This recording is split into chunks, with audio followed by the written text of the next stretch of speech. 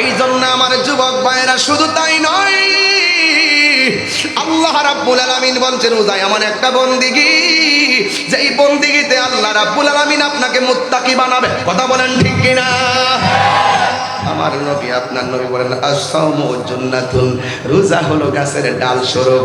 রোজা হলো গাছের ডাল স্বরূপ। তলোয়ার দিয়ে আঘাত করলে ডাল যেমন করে আঘাতটা ফিরাইয়া দেয়, রমজান মাসে যখন মানুষ রোজা রাখবে তার সামনে চুরি আসবে, সে বলবে আনা সায়েম।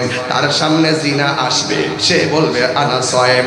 তার সামনে সুদের কারবার আসবে, সে বলবে আনা সায়েম। তার সামনে ঘুষের কারবার আসবে, সে বলবে আনা সায়েম। তার সামনে মিথ্যা আসবে, সে বলবে আনা সায়েম। তার সামনে অশ্লীলতা আসবে, সে বলবে আনা সায়েম। তার সামনে অশ্লীলতা আসবে, সে বলবে আনা সায়েম।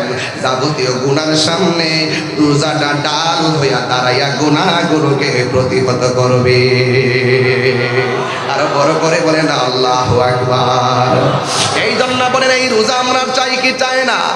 এই রোজার দরকার আছে না নাই? এই জন্য যুবক যারা রোজাদার, রোজাদারের সঙ্গে ভালোবাসা রাখবেন। যারা নামাজি, নামাজিদের সঙ্গে ভালোবাসা রাখবেন। রমজান মাসে বেরোজদারের সাথে চললে রোজা ভাঙ্গার সম্ভাবনা থাকে। কথা কোন ঠিক কিনা?